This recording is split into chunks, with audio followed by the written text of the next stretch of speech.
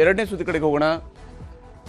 ಮುಚ್ಚಿಟ್ಟರ ಅಂತ ಹೇಳಿ JDS ಅಥವಾ ಮೈತ್ರಿಯ ಅಭ್ಯರ್ಥಿಯಾಗಿರ್ತಕ್ಕಂತಹ ಗೋವಿಂದರಾಜ್ ಅವರು ಕಾಂಗ್ರೆಸ್ನ ಅಭ್ಯರ್ಥಿಯಾಗಿರುವಂತಹ ಮಳವಳ್ಳಿ ಶಿವಣ್ಣ ಅವರ ವಿರುದ್ಧ ಒಂದು ದೂರನ್ನು ದಾಖಲಿಸಿದ್ದಾರೆ ವಿಧಾನ ಪರಿಷತ್ನ ನಾಮಪತ್ರಕ್ಕೆ ಸಂಬಂಧಿಸಿದಂತೆ. ಈಗಾಗಲೇ ನಾವು ನೋಡಿದ್ವಿ ಮಧ್ಯಪ್ರದೇಶದಲ್ಲಿ ಏನಾಗಿತ್ತು ಅನ್ನೋದನ್ನು ನಾವು ನೋಡಿದ್ವಿ. ಮಧ್ಯಪ್ರದೇಶದ ರಾಜ್ಯಸಭೆ ಮಾದರಿಯಲ್ಲಿ ಈಗ ಕರ್ನಾಟಕ ವಿಧಾನ ಪರಿಷತ್ ಚುನಾವಣೆಯಲ್ಲೂ ಕೂಡ ಒಂದು ಫೈಟ್ ನಡೀತಾ ಇದೆ. ಮಧ್ಯಪ್ರದೇಶದಲ್ಲಿ ಯಾವ ರೀತಿಯಲ್ಲಿ ಮೀನಾಕ್ಷಿ ನಟರಾಜನ್ ಅವರ ನಾಮಪತ್ರ ತಿರಸ್ಕೃತಗೊಳ್ತೋ ಅದೇ ಸ್ವರೂಪದಲ್ಲೇ ಈಗ ಕರ್ನಾಟಕದಲ್ಲೂ ಕೂಡ ಒಂದು ಫೈಟ್ಗೆ ಮೈತ್ರಿ ಪಕ್ಷಗಳು ಹೊರಟಿರುವಂಥದ್ದು ಗೋಚರಿಸ್ತಾ ಇದೆ. ಕಾಂಗ್ರೆಸ್ ಅಭ್ಯರ್ಥಿ ಮಳವಳ್ಳಿ ಶಿವಣ್ಣ ವಿರುದ್ಧ JDS ಅಭ್ಯರ್ಥಿ ದೂರನ್ನು ದಾಖಲಿಸಿದ್ದಾರೆ ಚುನಾವಣಾಧಿಕಾರಿಯವರು. ಇಲ್ಲಿ ಕಾಂಗ್ರೆಸ್ನ ಅಭ್ಯರ್ಥಿ ಆಗಿರುವಂತಹ ಮಳವಳ್ಳಿ ಶಿವಣ್ಣ ಅವರು ತಮ್ಮ ವಿರುದ್ಧದ 4 ಕ್ರಿಮಿನಲ್ ಕೇಸ್ಗಳನ್ನು ಮುಚ್ಚಿಟ್ಟಿದ್ದಾರೆ ಅನ್ನುವಂಥ ಆರೋಪವನ್ನು ಹೊರಿಸಲಾಗಿದೆ. 4 ಕ್ರಿಮಿನಲ್ ಮೊಕದ್ದಮೆಗಳನ್ನು ಅವರು ಮುಚ್ಚಿಟ್ಟಿದ್ದಾರೆ ಅನ್ನುವಂಥದ್ದು ಇಲ್ಲಿ JDS ಅಭ್ಯರ್ಥಿ ಮಾಡ್ತಾ ಇರುವಂತಹ ಆರೋಪ. ಮಳವಳ್ಳಿ ಶಿವಣ್ಣ ಅವರ ನಾಮಪತ್ರದಲ್ಲಿ ತಪ್ಪು ಮಾಹಿತಿ ನೀಡಿದ್ದಾರೆ ಅಂತ ದೂರನ್ನು ದಾಖಲಿಸಲಾಗಿದೆ. ಅವರು ಸಲ್ಲಿಕೆ ಮಾಡಿರುವ ನಾಮಪತ್ರದಲ್ಲೇ ಅವರು ತಪ್ಪು ಮಾಹಿತಿಯನ್ನು ನೀಡಿದ್ದಾರೆ ಅಂತ ಹೇಳಿ ಈ ವಿಚಾರಕ್ಕೆ ಸಂಬಂಧಪಟ್ಟಂತೆ ಕ್ರಿಮಿನಲ್ ಹಿನ್ನೆಲೆಯವರು ಮೇಲ್ಮನೆಗೆ ಬರಬಾರದು ಅಂತೇಳಿ ಅವರು ಮನವಿಯನ್ನು ಮಾಡ್ಕೊಂಡಿದ್ದಾರೆ. ಈಗ ಮೇಲ್ಮನೆ ಸದಸ್ಯರಾಗಿರುವಂಥವರು ಅದು ನಾಮಪತ್ರ ಸಲ್ಲಿಸುವಂತರಲ್ಲಿ ಅನೇಕರ ವಿರುದ್ಧ ಕ್ರಿಮಿನಲ್ ಮೊಕದ್ದಮೆಗಳು ನಾನಾ ಹಂತಗಳಲ್ಲಿ ದಾಖಲಾಗಿರುತ್ತೆ. ಈಗ ಇವರು ಕ್ರಿಮಿನಲ್ ಹಿನ್ನೆಲೆಯವರು ಮೇಲ್ಮನೆಗೆ ಬರಬಾರದು ಅಂತೇಳಿ ಮನವಿಯನ್ನು ಮಾಡ್ಕೊಂಡಿದ್ದಾರೆ ಗೋವಿಂದರಾಜ್ ಅವರು. ಈಗಾಗಲೇ ಈ ವಿಚಾರಕ್ಕೆ ಸಂಬಂಧಪಟ್ಟಂತೆ ಮಳವಳ್ಳಿ ಶಿವಣ್ಣ ಅವರು ಕೂಡ ಕೌಂಟರ್ ಕೊಟ್ಟಿದ್ದಾರೆ. ಅವರು ಇದಕ್ಕೆ ಹೊಸ ರೀತಿಯಾದಂಥ ಟಚ್ ಅನ್ನು ಕೊಡ್ತಾ ಇದ್ದಾರೆ. ಇಲ್ಲಿ ರಾಜಕೀಯ ದ್ವೇಷದ ವಿಚಾರಗಳನ್ನು ಅವರು ಪ್ರಸ್ತಾಪ ಮಾಡ್ತಾ ಇದ್ದಾರೆ. ಕ್ರಿಮಿನಲ್ ಕೇಸ್ ಮುಚ್ಚಿಟ್ಟ ಆರೋಪಕ್ಕೆ ಮಳವಳ್ಳಿ ಶಿವಣ್ಣ ಅವರು ಸ್ಪಷ್ಟನೆಯನ್ನು ಕೊಟ್ಟಿದ್ದಾರೆ. ಮತ್ತು ಮಳವಳ್ಳಿ ಶಿವಣ್ಣ ಅವರು ಹೇಳೋ ಪ್ರಕಾರ ಅವರ ವಿರುದ್ಧ ಯಾವುದೇ FIR ಇದುವರೆಗೆ ದಾಖಲಾಗಿಲ್ವಂತೆ.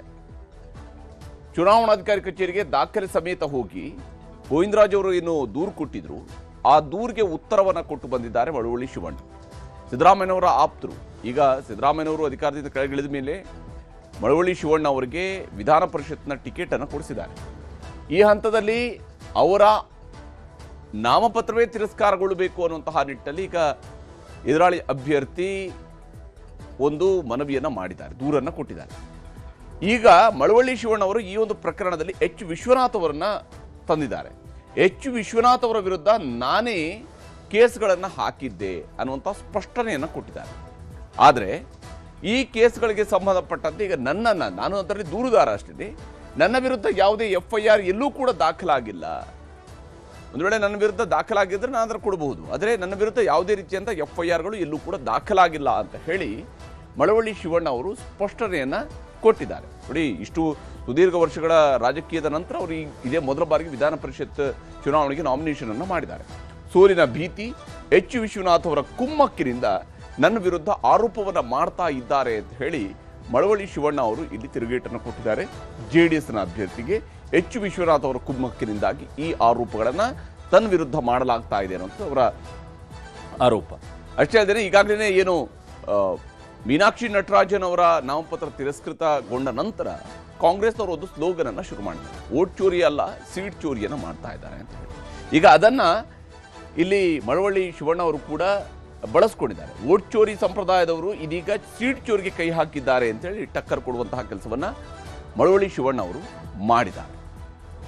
ಈ ವಿಚಾರಕ್ಕೆ ಸಂಬಂಧಪಟ್ಟಂತೆ ಇಬ್ಬರು ಏನು ಹೇಳಿದ್ದಾರೆ ಅನ್ನೋದನ್ನು ನಿಮ್ಗೆ ತೋರಿಸ್ತೀನಿ. ಒಂದು ಏನು ನಮ್ಮ ವಿಧಾನ ಪರಿಷತ್ ಬುದ್ಧಿವಂತರ ಮನೆ ಅಂತಾರೆ, ಚಿಂತಕರ ಚಾವಡಿ ಅಂತಾರೆ, ಇಂಥ ಕಡೆ ಒಂದು ಶುದ್ಧ ಹಸ್ತ ಇರುವಂಥವ್ರು ಬಂದರೆ ಈ ಒಂದು ವಿಧಾನ ಪರಿಷತ್ಗೆ ಒಂದು ಗೌರವ ತರುತ್ತೆ.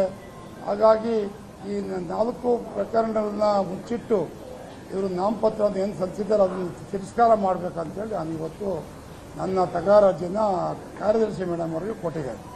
ಇದು ವೋಟ್ ಚೋರಿ ಹೋಗಿ ಈಗ ಸೀಟ್ ಚೋರಿ ಮಾಡಲಿಕ್ಕೆ ಮೊನ್ನೆ ಮಧ್ಯಪ್ರದೇಶದಲ್ಲಿ ಆದಂತ ನಟರಾಜನ್ ಅವರು, ಮೀನಾಕ್ಷಿ ನಟರಾಜನ್ ಅವರೊಂದು ಇದಂಡು ಏನಾದ್ರು ಒಂದು ಮಾಡಬೇಕಲ್ಲ, ಕಿತಾಪತಿ ಮಾಡಬೇಕು, ಇಮೇಜನ್ ಟಾರ್ನಿಸ್ ಮಾಡಬೇಕು ಅಂತ ಅಡಗೂರು H. ವಿಶ್ವನಾಥ್ ಅವರು ಸುಮಾರು 9 ವರ್ಷ ಸತತವಾದ ಪ್ರಯತ್ನ ಪಡ್ತಾ ಇದ್ದಾರೆ. ಸತತ ಅಂದ್ರೆ ಸತತ ಅವರ ಅಸೆಂಬ್ಲಿ ಅಪ್ಪರ್ ಹೌಸ್ ಅಲ್ಲಿ ಇರ್ಬೋದು, ಪ್ರತಿಯೊಂದು ಸದನದಲ್ಲೂ ಕೂಡ ಈ ತರದ ವಿಷಯಗಳನ್ನ ನನ್ನ ಮೇಲೆ ವ್ಯಾಪಕವಾದ ಅಪಪ್ರಚಾರ ಮಾಡಬೇಕು, ಸಿದ್ದರಾಮಯ್ಯನವರ ಒಂದು ಪರಮ ಇವರು ಸ್ಟ್ರಾಂಗ್ ಸಪೋರ್ಟರ್. ಹೇಗಾದ್ರು ಮಾಡಿ ಇಮ್ಯಾಜಿನೇಟ್ ಎಂಟ್ ಮಾಡಬೇಕು ಅಂತೇಳಿ ಅವ್ರು ಉನ್ನಾರ ಮಾಡ್ತಾ ಇದ್ರು.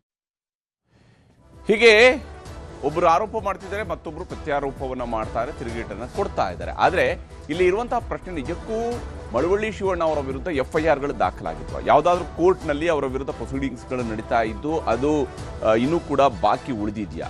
ಯಾವುದೇ ರೀತಿಯಾದಂತಹ ತೀರ್ಪು ಬರದೆ ಇನ್ನೂ ಕೂಡ ಹಾಗೇನೆ ಉಳಿದಿದೆಯಾ? ಅಂತಹ ಯಾವುದಾದ್ರೂ ಪ್ರಕರಣಗಳು ಮಳವಳ್ಳಿ ಶಿವಣ್ಣ ಅವರ ವಿರುದ್ಧ ಇದೆಯಾ? ಇದ್ದೂ ಕೂಡ ಅದನ್ನು ಅವರು ಮುಚ್ಚಿಟ್ಟರೆ ಅದು ನಿಜಕ್ಕೂ ಕೂಡ ಮಾಹಿತಿಯನ್ನು ಮುಚ್ಚಿಟ್ಟಂತಹದ್ದು ಆಗತ್ತೆ. ಕ್ರಿಮಿನಲ್ ಮೊಕದ್ದಮೆಗಳ ಮಾಹಿತಿಯನ್ನು ಮುಚ್ಚಿಟ್ಟಂತಹ ಆರೋಪ ಆಗತ್ತೆ. ಆ ಸಂದರ್ಭದಲ್ಲಿ ಹೇಗೆ ಮೀನಾಕ್ಷಿ ನಟರಾಜನ್ ಅವರ ವಿಚಾರದಲ್ಲಿ ಈಗಾಗಲೇ ನಾಮಪತ್ರ ತಿರಸ್ಕೃತಗೊಂಡಿದೆಯೋ ಅದೇ ಸ್ವರೂಪದ ಪರಿಣಾಮ ಮಳವಳ್ಳಿ ಶಿವಣ್ಣ ವಿಚಾರದಲ್ಲೂ ಕೂಡ ಆಗಬಹುದು. ಆದರೆ ಮಳವಳ್ಳಿ ಶಿವಣ್ಣ ಅವರು ಬಹಳ ಕಾನ್ಫಿಡೆಂಟ್ ಆಗಿ ಹೇಳ್ತಾ ಇದ್ದಾರೆ, ಇಲ್ಲ ನನ್ನ ವಿರುದ್ಧ ಯಾವುದೇ ರೀತಿಯಿಂದ ಪ್ರಕರಣಗಳು ದಾಖಲಾಗಿಲ್ಲ ಅಂತೇಳಿ. ಯಾವ ಸ್ವರೂಪದ ದಾಖಲೆಗಳನ್ನು ಗೋವಿಂದರಾಜ್ ಅವರು ಒದಗಿಸ್ತಾರೆ ಅನ್ನೋದು ಕೂಡ ನೋಡಬೇಕು.